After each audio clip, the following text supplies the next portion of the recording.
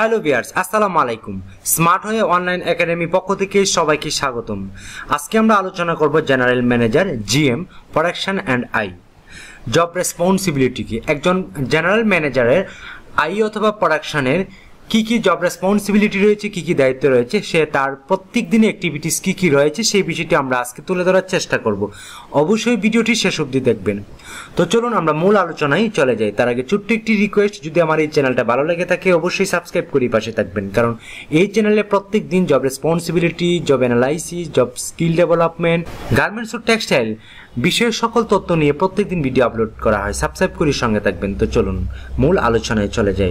GM এর যে first of all যে কাজগুলো করে সেটি হচ্ছে lead the production team to improve the overall productivity and quality, control cost and reduce the production lead time and maintain a stable workforce. অর্থাৎ overall প্রোডাকশনের productivity বৃদ্ধি কীভাবে করা যায়, কীভাবে কোয়ালিটি কন্ট্রোল করা যায়, কস্ট কীভাবে মিনিমাইজ করা যায় এবং প্রোডাকশন ফুল টিমটাকে সে পরিচালনা করা থাকে। Establish correct garments assembly, thread consumption and giving the merchandising department for garments costing. General ম্যানেজারের যে কাজটা সেটা আপনি গার্মেন্টসের অ্যাসেম্বলিতে সে এস্টাবলিশ করে, থ্রেড কনজাম্পশন কন্ট্রোল করে, giving the merchandising department for garments costing, অর্থাৎ মার্চেন্ডাইজিং থেকে যে গার্মেন্টসের যে কস্টিংটা দেয় সেই কস্টিংটা সে কন্ট্রোল করে।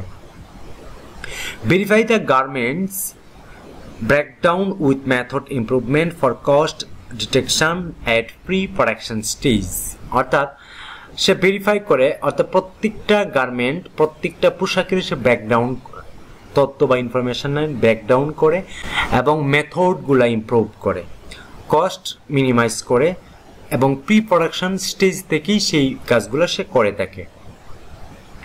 Should be good knowledge about setting up I, অর্থাৎ সে ফুললি একটি কোম্পানির আয়ের যে সেট আপটা রয়েছে সেটা কন্ট্রোল করে and work study in cutting, swing and finishing sector, বিশেষ করে কাটিং এবং সুইং ফিনিশিং সেক্টরে সে কাজগুলা বেশি করে। Should be good knowledge about training people to analyse real cost, root cost to overcome bottlenecks and prevent the same in future, অর্থাৎ যেখানে যেখানে আপনার বটলনেক তৈরি হয় সেখান থেকে কিভাবে উত্তরণ হওয়া যায় সেই বিষয়গুলো নিয়ে উনি প্রত্যেকটা স্টাফদেরকে ট্রেনিং করে, মোটিভেট করে মিটিংয়ের মাধ্যমে।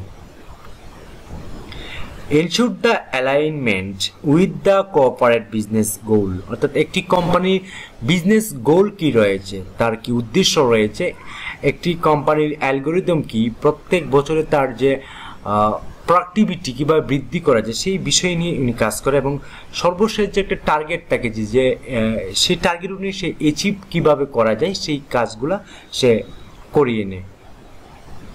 Should be sound knowledge about production and capacity planning, অর্থাৎ ফাইনালি সে যে কাজগুলো করে সেটা হচ্ছে প্রোডাকশন অ্যান্ড ক্যাপাসিটি প্ল্যানিং অনুযায়ী সে কাজ করে। Monthly billing projection, monthly target, weekly target, daily target নিয়ে উনি কাজ করে একজন general manager production and I. Should be sound knowledge about motivation, various production techniques with problem solving ability, অর্থাৎ যে কোনো ধরনের সমস্যা, বড় ধরনের সমস্যা হয় প্রত্যেকটি সেক্টরে, সেই সেক্টরের সমস্যাগুলো নিয়ে উনি কাজ করে এবং ইনি যে টেকনিক্যাল বিষয়গুলো রয়েছে সেই বিষয়গুলো নিয়ে উনি পরামর্শ দেয়, মোটিভেট দিয়ে থাকে। Manage the operation within agreed KPI, অর্থাৎ কেপিআই দ্যাটস মিন কি পারফরমেন্স ইন্ডিকেটর, ইনি অপারেশন টোটাল অপারেশনটাকে সে কেপিআইয়ের মাধ্যমে মূল্যায়ন করে। সো উনার একজন জেনারেল ম্যানেজারের অনেক বড় ধরনের কাজ রয়েছে। Work closely with HR, administration, logistics and all production related departments to enhance the production efficiency and operation environment. Overall উনি administration, HR, logistic, all production related যত ধরনের ডিপার্টমেন্ট রয়েছে তাদের সাথে উনি কোঅপারেটভাবে কাজ করে এবং ইফিসিয়েন্সি নির্ণয় করে, ইফিসিয়েন্সি অনুযায়ী প্রোডাকশন উৎপাদন হচ্ছে কিনা সেই বিষয়টি উনি ক্যালকুলেশন করে অপারেশন এনভায়রনমেন্ট কন্ট্রোল করে এবং 5S নিয়ন্ত্রণ করে। Should be prepare regular reports and presentation on IE in production for the CEO and DMD, অর্থাৎ মালিকের কাছে বা সিইও এর কাছে উনি যে সারাদিন কর্ম করেছে বা মান্থলি যে টার্গেট দিয়েছে সেগুলো নিয়ে প্রেজেন্টেশন স্কিল করে আই এবং প্রোডাকশনের যে রিপোর্টটা দেবে সেই রিপোর্টটা নিয়ে উনি সিইও অথবা মালিকের কাছে বসবে এবং রিপোর্টটা সে প্রেজেন্ট করবে। সো এই ছিল একজন জেনারেল ম্যানেজার প্রোডাকশন আই ডিপার্টমেন্টের একটি জব রেসপন্সিবিলিটি। আপনি যদি জিএম হিসেবে জয়েন করতে চান তাহলে আপনি এই বিষয়গুলো ভালো করে জানতে হবে। আশা করি এই ভিডিওটা মূল যে বিষয়টা সেটা বুঝতে পারছেন যে একজন জিএম এর যে মেইন কাজ, মেইন কেপিআই সেটাই হচ্ছে আজকের এই জব রেসপন্সিবিলিটি।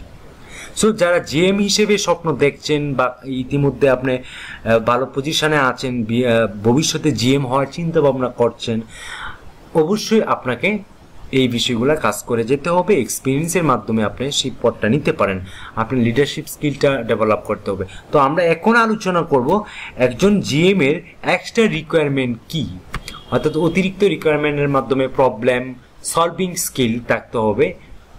যে কোনো ধরনের সমস্যা হোক না কেন সঠিকভাবে প্রপার ওয়েতে সেটা সলিউশন দেওয়া। টাইম ম্যানেজমেন্ট স্কিল, অর্থাৎ একজন জিএম এর টাইম ম্যানেজমেন্ট স্কিলটা ভেরি ইম্পর্টেন্ট। সে সারাদিনে কাজ করে কি কি কাজ করবে সেই বিষয়টা উনিই কন্ট্রোল করবে, উনি একজন জিএম মিনিমাইজ করবে টাইমটা। ডিসিশন মেকিং স্কিল, ডিসিশন নেওয়ার মতো ক্যাপাবল আপনার থাকতে হবে, সেটা আপনাকে গেইন করে নিতে হবে। ইনফ্লুয়েন্স স্কিল, অর্থাৎ কাজের প্রবাহ যাতে বৃদ্ধি পায় সেই একটা স্কিল আপনি কিভাবে গেইন করবেন সেটা একজন জিএম এর ভিতরেই সম্ভব। একজন জিএমই সেই স্কিলটাকে গেইন করতে পারে। পার্সোনাল পাওয়ার স্কিল আপনাকে গেইন করতে হবে। টিম ম্যানেজমেন্ট স্কিল, অর্থাৎ যেহেতু আপনি একজন জিএম তাহলে আপনি টিম নিয়ে কাজ করতে হবে। সো টিম নিয়ে কাজ করতে গেলে আপনাকে অবশ্যই টিম ম্যানেজমেন্টের স্কিলটা গেইন করতে হবে। কোলাবোরেশন স্কিল, অর্থাৎ মানুষকে সহযোগিতা করার মন মানসিকতা আপনার থাকতে হবে। আপনি একজন অফিসার, একজন ইনচার্জের মতো কথাবার্তা বললে হবে না, আপনার ঠান্ডা মাথায় আপনার কথা বলতে হবে, আপনার ডিসিশন দিতে হবে যদি আপনি জিএম হিসেবে স্বপ্ন দেখেন। স্ট্রেস ম্যানেজমেন্ট স্কিল, আপনাকে অবশ্যই স্ট্রেস ম্যানেজমেন্ট স্কিলটা অর্জন করতে হবে। ইনোভেটিভ স্কিল আপনাকে গেইন করতে হবে। সেলফ ডিসিপ্লিন স্কিল আপনাকে নির্ণয় করতে হবে এবং গেইন করতে হবে। সেলফ ডিসিপ্লিন, নিজের যে আপনার যে ব্যক্তিত্ব, আপনার যে লিডারশিপ, আপনার যে একজন জিএম সেটা আপনাকে অ্যাটিটিউডের মাধ্যমে, বডি ল্যাঙ্গুয়েজের মাধ্যমে বুঝিয়ে দিতে হবে।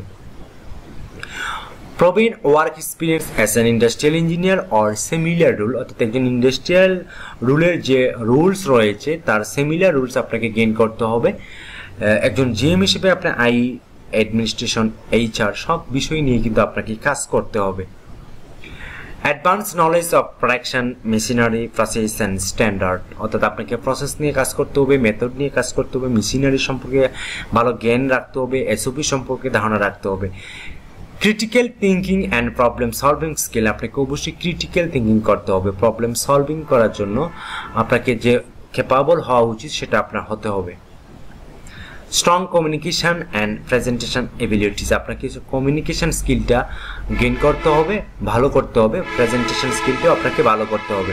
Degree in industrial engineer or related field prepared, অর্থাৎ আপনাকে অবশ্যই ইন্ডাস্ট্রিয়াল ইঞ্জিনিয়ার বা তার রিলেটেড যে কোনো ডিগ্রি আপনি নিতে পারেন। সো এই ছিল একজন জিএম এর এক্সট্রা রিকোয়ারমেন্ট, এডিশনাল স্কিল, যেটা জিএম না, নট অনলি জিএম, একজন অফিসার, একজন ম্যানেজার, অ্যাসিস্ট্যান্ট ম্যানেজার, অ্যাসিস্ট্যান্ট অফিসারের এই জ্ঞানগুলো বা নলেজগুলো বা স্কিলগুলো, সফট স্কিলগুলো আপনার প্রয়োজন। সো এই ছিল আজকের জব রেসপন্সিবিলিটি একজন জিএম এর এবং একজন জিএম এর অতিরিক্ত স্কিল। সো ভিডিওটা যদি ভালো লাগে থাকে বা এই ধরনের ভিডিও যদি আপনি পেতে চান তাহলে অবশ্যই আমাকে সাবস্ক্রাইব করে পাশে থাকবেন। আজকে এই পর্যন্ত।